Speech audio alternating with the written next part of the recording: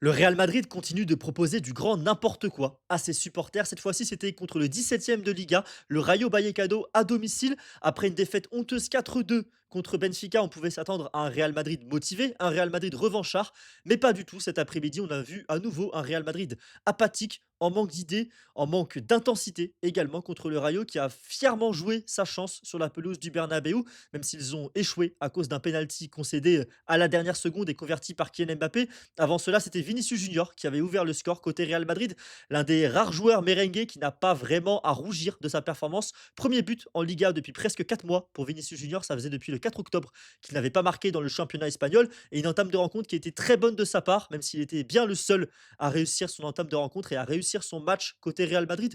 L'autre mention positive, c'est potentiellement Thibaut Courtois sur ce match-là, qui notamment remporte son 1v1 contre Ratiu et qui tient à bout de bras l'assise défensive de ce Real Madrid qui a été minable dans tous les autres compartiments du jeu sur ce match contre une équipe qui est pourtant en crise.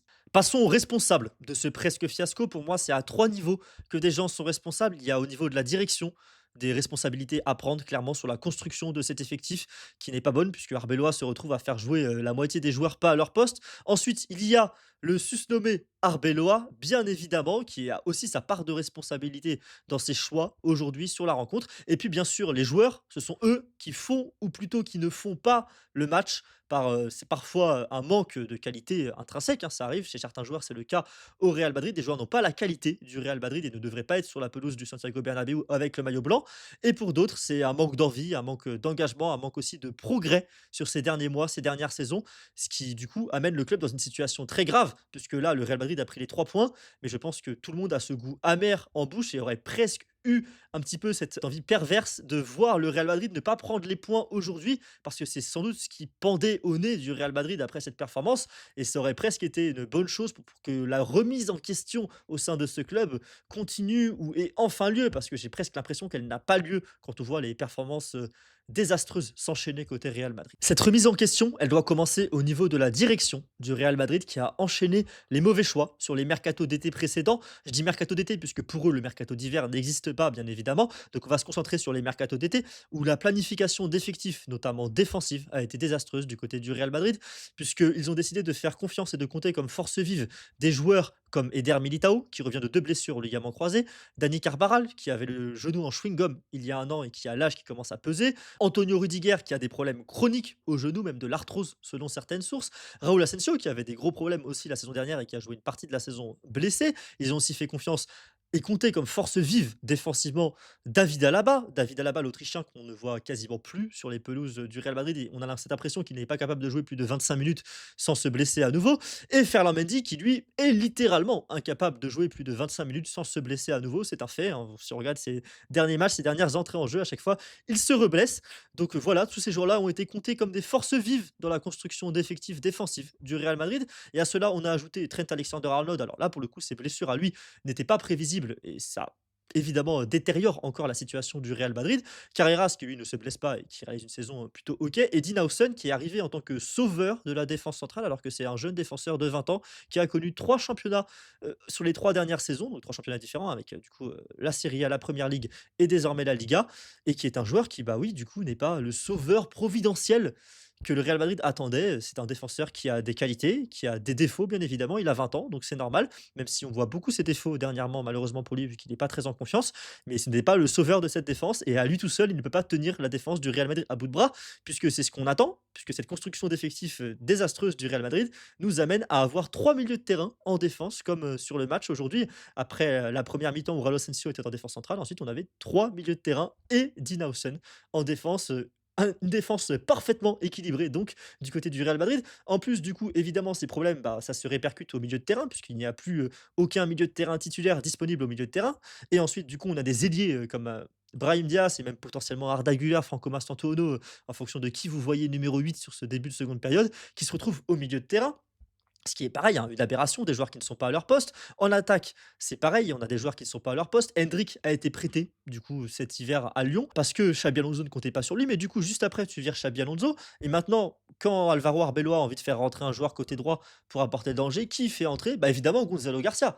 un attaquant de pointe, un vrai numéro 9 à l'ancienne, un joueur de surface qui n'est pas ami avec le ballon, bah, qui rentre évidemment en tant qu'ailier droit. Et vu que le Real Madrid, c'était une période où il subissait dans la rencontre contre le Rayo Vallecano, et bah, Gonzalo Garcia était carrément piston droit. Voilà, c'est magnifique, hein, c'est super hein, dans ce Real Madrid de Florentino Pérez. Dernièrement, les choses se passent très bien dans tous les cas. Ce n'est pas du tout un grand cirque à ciel ouvert, le Santiago Bernabéu, depuis quelques matchs. Et comme dans tout bon spectacle de cirque qui se respecte, il faut évidemment un excellent clown.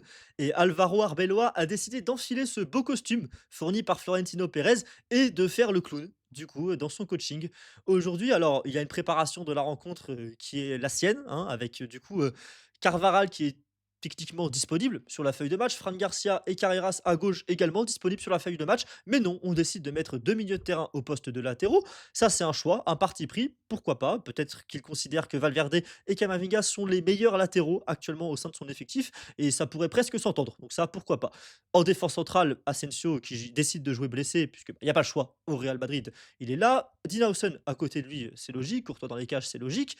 Chouameni en 6. Bon, visiblement, il a toujours le même totem d'humilité qu'avec Xabi Alonso ou Alvaro Arbeloa, chose que je ne comprends pas trop. Mais quand tu regardes les choix derrière, pour le coup, sur le banc, bah, c'est Ceballos et sinon, c'est des joueurs du Castilla. Donc, c'est très compliqué. Donc, Chouameni titulaire, ok. Un milieu de terrain, Bellingham, Arda Güler. Alors, on a vu 100 fois cette saison que les deux ensemble, ça ne marchait pas. Mais pourquoi pas forcer avec ce truc. À gauche et dans l'axe, Vinicius Junior et Mbappé qui sont évidemment indéboulonnables et encore plus dans la calinothérapie démarrée par Alvaro Arbeloa au Real Madrid. Et à droite, le nouveau chouchou un petit peu d'Alvaro Arbeloa. Alors peut-être qu'il est bon aux entraînements, Franco Mastantuono. En tout cas, il est pas bon pendant les matchs. Et je vais même aller plus loin, je trouve que c'est un joueur qui est ennuyeux. Tout simplement, on est là, on a un Argentin, un jeune Argentin gaucher, on s'attend pas à voir Lionel Messi, on est bien d'accord, mais on s'attend à avoir un joueur qui est capable d'éliminer, de faire un petit peu lever le public de sa chaise, un joueur capable de faire la différence, et bah pas du tout, puisqu'on est avec un joueur qui est seulement capable de faire des passes en retrait. Au moment de la blessure de Jude Bellingham, c'est d'ailleurs tout ce qu'il avait fait du match, puisque la première passe en avant de Franco Mastantuono, c'est la passe sur laquelle Bellingham se blesse, et avant, il avait fait uniquement des passes en retrait, puisque bah écoute, c'est ce qu'on demande hein, face au 17e de Liga à un ailier droit du Real Madrid. Et puis après, on continue le spectacle avec les changements d'Alvaro Arbeloa qui n'ont absolument aucun sens, puisque encore une fois, tu as Efran Garcia et Carreras sur la feuille de match, donc c'est qu'ils sont aptes à jouer. Alors peut-être pas jouer un match complet, ou peut-être qu'il y avait cette volonté de mettre Carreras au repos. Et dans ce cas-là, d'accord, pourquoi pas, ok, très bien, il a peut-être une petite blessure, il traîne un petit truc, on fait attention. D'accord, Fran Garcia, pour le coup, lui, d'après, les informations qui sont autour du club, il n'a rien, donc il aurait pu jouer. Alors je ne suis pas en train de dire que Fran Garcia est une solution ou que Fran Garcia est un excellent joueur, mais mettre Fran Garcia arrière gauche te permet d'avoir Camavinga à son poste en tant que numéro 6 sur la deuxième période, mais non, au lieu de ça, tu mets, Dani Ceballos qui du coup, bah, en tant que numéro 6 ne sert pas à grand chose et du coup s'est fait marcher dessus par les milieux du Rayo Vallecano qui ont repris le contrôle de la rencontre en seconde période et qui ont réussi au fur et à mesure à pousser et à égaliser contre ce Real Madrid et donc ça pendait évidemment au nez de ce Real Madrid à cause des choix d'Arbeloa. Ensuite, tu as besoin d'un il y a un partout, donc tu as besoin d'un but. Qui tu fais rentrer? Gonzalo Garcia, piston droit. Alors je vais pas revenir à quel point c'est une aberration et à quel point aussi du coup la perte d'Hendrick, fait mal au Real Madrid sur ce point-là, puisque Hendrick qui rentre dans ce match-là, ça aurait pu apporter beaucoup de choses. Mais quand même, Arbeloa fait du coup rentrer Gonzalo Garcia, piston droit, puis un peu plus tard dans la rencontre, fait rentrer Rodrigo pour venir dans les pattes de Vinicius Junior qui avait pris clairement la mesure de son vis-à-vis Ratou sur ce match-là, qui faisait une bonne rencontre, mais non, il fallait venir lui mettre en fin de match Rodrigo dans les pattes plutôt que de sortir directement Vinicius Junior pour avoir un meilleur équilibre d'équipe ou sortir Mbappé qui faisait un très mauvais match, pareil pour mettre Gonzalo Garcia à son poste. Non, au Real Madrid, sous Alvaro Arbeloa, on essaye de faire plaisir à tout le monde et du coup, bah, on a deux joueurs qui occupent le même poste en même temps avec Vinicius et Rodrigo. On a un joueur qui est du Castilla, du coup, bah, lui, on peut le mettre piston droit, c'est pas grave. On a Kylian Mbappé qui peut rater l'entièreté de sa rencontre, de sa performance, réaliser un match pourri et rester en pointe pendant 90, même pendant 120 minutes, puisque ce match-là a presque eu des prolongations avec le temps additionnel. Ça ne pose aucun problème dans le Real Madrid d'Alvaro Arbeloa. Et puis évidemment, bah, vu que Alvaro Arbeloa se penche devant tous les caprices de la direction, eh bien ça va continuer tant qu'il sera là au Real Madrid. Enfin, bien évidemment, je ne vais pas épargner les joueurs eux-mêmes qui sont aussi responsables des contre-performances dernièrement du Real Madrid. J'ai dit dernièrement, mais en vrai, on pourrait même parler de cette saison au complet. Alors aujourd'hui, Vinicius Junior sera épargné. C'est rare en ce moment. Alors désolé de ne pas avoir fait des vidéos depuis un mois. C'est pas pour ne pas avoir à mal parler de Vinicius Junior, c'est juste une question de timing. Aujourd'hui, il sera un petit peu épargné, même s'il a encore pris un carton jaune qui le suspend pour le prochain match, ce qui est pour le coup encore une fois dommageable pour le Real Madrid. Kylian Mbappé, j'en ai déjà parlé, voilà, son match, il est pas bon, il finit par mettre son penalty. Du coup, bah, au final, sur l'ensemble de la saison, on aura oublié qu'il aurait été mauvais sur ce match-là, mais j'ai quand même ce sentiment qu'on retrouve ce Kylian Mbappé qui est moins impliqué, moins bon dans le jeu, ce Mbappé sous Ancelotti finalement, alors que sous Xabi Alonso, on trouvait un joueur qui était, omniscient dans l'attaque du Real Madrid. Là, aujourd'hui, ce n'est pas le cas et depuis quelques matchs, ce n'est pas le cas. Alors il continue de marquer, donc bah, ça fait un peu ce côté arbre qui cache la forêt, ce côté, bah, c'est un numéro 9. On lui demande des buts et les buts sont là. Mais je trouve qu'il y a moins de bonnes choses dans le contenu du côté de Kylian Mbappé depuis quelques matchs. En attaque, Franco Mastantuono, j'en ai déjà parlé, je vais pas retomber dessus. Pour moi, il a juste pas le niveau pour l'instant d'un titulaire au Real Madrid. Après, c'est un très jeune joueur, donc je vais pas l'enterrer complètement. Au milieu de terrain, bon, Bellingham s'est blessé. Arda Güler, voilà, pareil, hein, c'est un joueur qui traverse les rencontres sans montrer sa patte, sans montrer ce truc en plus, quoi. Il est pas capable du tout de dicter sa loi au milieu de terrain. Il se fait marcher dessus par les joueurs du Rayo, marcher dessus aussi par les autres joueurs du Real Madrid, parce que, par exemple, quand Ceballos est rentré, on a plus vu Ceballos qu'Arda Güler dans le rôle de créateur, alors que ça devrait être l'inverse si Arda Güler était capable de s'imposer dans le milieu de terrain du Real Madrid. Brahim Diaz, bon, il a joué 8 aujourd'hui, qu'est-ce que vous voulez qu'on dise, d'un joueur qui joue ailier, qui joue 10, qui joue 8. Enfin voilà, c'est pas son poste tout simplement, Brahim Diaz sur ce match-là. Et en plus, on est sur un joueur qui est en grand manque de confiance. Ça s'est vu sur cette fameuse action où il est en face à face et il cherche à faire une passe alors qu'Mbappé est entouré de 2 joueurs du Rayo au lieu de tirer au but. Voilà, il est en grand manque de confiance. On peut le comprendre pourquoi. Voilà, force à toi, Brahim. Franchement, c'est tout ce qu'on peut lui dire maintenant. Et ensuite, en défense, bah pareil, hein, les performances sont aussi mauvaises. Hein. Dean Howson qui a toujours ses genoux qui tremblent. Raúl Asensio qui est bon défensivement mais qui est pas copain avec le ballon. Camavinga, Valverde, ils sont pas à leur poste, ils font leur match pour le coup. J'ai pas envie nécessairement de leur tomber dessus aujourd'hui. Et puis enfin, il y a un dernier joueur sur qui il faut tomber évidemment pour son manque d'engagement et sa passivité naturelle presque. C'est Aurélien Tchouaméni qui n'a pas progressé depuis qu'il est arrivé au Real Madrid. Et puis qu'au-delà de ça, presque régresse dans certains aspects. Il y a évidemment cette action sur le but du Rayo où il regarde De Frutos se démarquer. Il le regarde tout simplement, puisque voilà, Tchouaméni, il n'a pas envie de faire l'effort. En plus, pareil, quand il a le ballon, bah, il a le ballon et il regarde ce qui se passe autour de lui, mais il n'a pas envie de faire avancer le ballon, il n'a pas envie de risquer une passe ratée, il n'a pas envie de faire cet effort supplémentaire pour que les choses fonctionnent. Et je trouve ça grave que le Real Madrid se repose autant sur un joueur qui a une mentalité pareille, parce que bah, sur le terrain, le ballon n'avance pas avec Chouameni et en défense, le ballon n'est pas récupéré avec Chouameni. En tout cas, l'engagement n'y est pas avec Chouameni. Alors, sur certaines actions, il y est quand même, hein, bien sûr, mais il y a certaines actions où il ne l'est pas, alors que ça devrait être un minimum au Real Madrid que sur toutes les actions, le numéro 6 titulaire de cette équipe titulaire indéboulonnable se donne à fond sur tous les ballons et toutes les phases de jeu. C'est quand même l'objectif et c'est quand même ça, quand tu joues au football, quel que soit le niveau, le truc le plus important, la base, c'est de se donner à fond. Et on a cette impression que Tchouaméni ne se donne pas à fond. On a aussi cette impression que Dean Howson, derrière lui ou à côté de lui en seconde période, ne se donne pas à fond non plus. Et bah, du coup, évidemment, bah, ça coûte des buts au Real Madrid, ça coûte des occasions, des opportunités pour l'adversaire.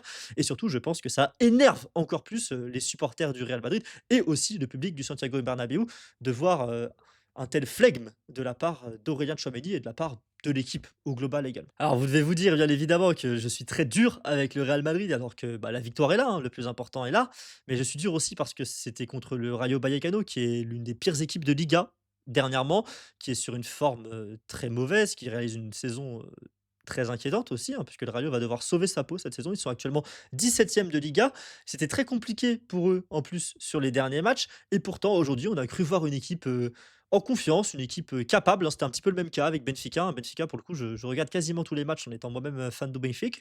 Et je peux vous dire que voilà, bah, l'équipe était métamorphosée lorsqu'elle a joué le Real Madrid. Là, contre le Rayo, l'équipe était également métamorphosée. Alors, il y a un petit effet du fait de se surpasser, de ce supplément d'âme que les gens ont évidemment quand ils affrontent un grand club et encore plus que le Real Madrid. Mais pas que clairement, parce que les circuits de passe qu'on a vus du côté du Rayo aujourd'hui, on les a pas vus, contre des équipes beaucoup plus faibles auparavant, à moins que ce soit le Real Madrid qui soit devenu une équipe, très faible. Je sais pas, peut-être que c'est ça finalement le nouveau rapport de force en Liga, par rapport au Real Madrid. En tout cas, ce Rayo, on ne pouvait pas s'attendre à une telle performance de leur part. Ils ont crânement joué leur chance aujourd'hui. Je pense surtout à Florian Lejeune qui est clairement l'homme de ce match, sans aucun débat possible, le meilleur défenseur, côté Rayo, le meilleur défenseur sur la pelouse. Je pense même le meilleur défenseur si on mélange les défenses des 2 clubs confondus. Je vais aller à ce point loin à ce point, puisque je vois aucun défenseur central du Real Madrid être meilleur que cette saison que Florian Lejeune, qui a tenu la baraque au maximum. Malheureusement, le carton rouge, stupide pris par Pathé a fait beaucoup de mal à son équipe et ensuite le Rayo a craqué avec ce penalty, logique, hein, provoqué par, Nobel Mendy, l'ancien joueur du PFC, qui rate le ballon sur son intervention tout simplement. Donc voilà, il y a penalty, c'est comme ça. Le Real Madrid, a de la chance évidemment de récupérer un penalty à la 99e minute, mais bon, c'est comme ça, hein. Le Real Madrid n'a pas été aidé par l'arbitrage pour autant. Il y a faute, il y a penalty, penalty est transformé, c'est comme ça. Mais en tout cas, voilà, belle performance quand même du Rayo avec un nouveau but de De Frutos qui en plus a été sorti par Inigo Pérez. Inigo Pérez qui avait fait confiance à ses cadres au coup d'envoi, qui ensuite a fait, je trouve, les bons changements dans ce match-là, a tenu bien le fil de sa rencontre. C'est dommage que le Rayo rentre à Vallecas avec 0 point après une telle performance. Mais bon, c'est comme ça, même si je trouve que du coup, une telle performance, c'est un petit peu à modérer parce que je trouve que le Real Madrid a a beaucoup aidé et aide beaucoup en ce moment ses adversaires à se montrer sous un beau jour. Pour le Rayo, il y aura un match crucial à Vallecas, à domicile contre le Real Oviedo le week-end prochain. Un match, très important dans la course au maintien pour le Rayo. C'est un match, à remporter à tout prix, clairement, surtout qu'après ce sera l'Atlético de Madrid qui viendra jouer à Vallecas. Du côté du Real Madrid, le prochain match, c'est un déplacement à Mestalla. Alors, c'est jamais facile pour le Real Madrid de jouer à Mestalla avec l'immense animosité qui entoure le Real Madrid, parfois voire même pire que de l'animosité. Ce coup-là, il n'y aura pas de Vinicius Junior sur la pelouse de Mestalla, puisqu'il est suspendu pour accumulation de cartons jaunes. Déplacement assez difficile pour le Real Madrid pour continuer de faire illusion dans cette course au titre face au FC Barcelone, parce que pour le coup, l'impression laissée dernièrement par les Barcelonais en Liga n'est pas la même que l'impression laissée par le Real Madrid. Et j'ai quand même cette impression que le Real Madrid va craquer à un moment ou un autre face, au Barça dans cette course au titre. Même si le Barça, voilà, ne domine pas non plus l'entièreté de ses matchs, là, le Real Madrid, c'est très, très difficile en ce moment et surtout je ne vois que peu d'axes d'amélioration. Alors oui, les retours, de Trent notamment, dans le 11, ça va faire du bien sans doute, mais ça va pas suffire quoi. C'est très, très compliqué pour ce Real Madrid en ce moment et j'ai peur pour eux, pour la suite de cette Liga. On verra ce que ça donne, en tout cas la semaine prochaine sur la pelouse de Valence. Pour ceux qui sont encore là à la fin de ce débrief, je vais un tout petit peu parler de ma situation. Je suis désolé de vous avoir laissé, pendant un petit peu plus d'un mois sans vidéo, sans avoir prévenu. Alors je considérais, voilà, que j'avais pas non plus une si grande communauté et une présence, dans le temps immense sur YouTube. Donc voilà, j'allais pas faire de petites vidéos pour vous dire, «Ça va pas, dans ma vie, il y a plein de choses à régler, c'est pour ça que je vais pas faire de vidéo pendant quelques temps». Maintenant, je m'exprime maintenant et ceux qui sont restés jusqu'au bout de cette vidéo, je vous remercie d'être là et je vous dis juste que ne vous inquiétez pas, cette vidéo n'est pas une vidéo maintenant et la prochaine est dans un mois. Ça va reprendre régulièrement les débriefs de rencontres, les analyses. Je vais m'occuper d'Arsenal-Chelsea ce mardi soir, le match, retour en League Cup. Il y aura un débrief sur la chaîne YouTube et puis ensuite on va reprendre le rythme habituel. Je vais débriefer, la majorité des rencontres du Real Madrid puisque j'ai toujours cette habitude de les regarder, depuis quelques temps et je vais continuer évidemment de débriefer, sur tous les chocs de première ligue et puis bien sûr les grands matchs de Ligue des Champions. J'ai hâte de cette rencontre aller-retour, Benfica-Real Madrid. J'ai hâte de voir ce que ça donne et j'ai hâte de voir le Benfica éliminer le Real bien sûr. En tout cas, merci pour le soutien, ceux qui sont encore là. Pensez à laisser un petit like, un petit commentaire. Merci pour la force. Merci à ceux aussi qui m'ont demandé pourquoi il n'y avait pas de vidéo sur Twitter. Merci à vous de m'avoir, donné de la force. Ça fait plaisir, c'est aussi pour vous que je suis de retour et en tout cas, j'espère que ce débrief vous a plu. Dites-moi en commentaire ce que vous en avez pensé et puis on se retrouve très bientôt sur les analyses du Guy. Merci à tous. Ciao.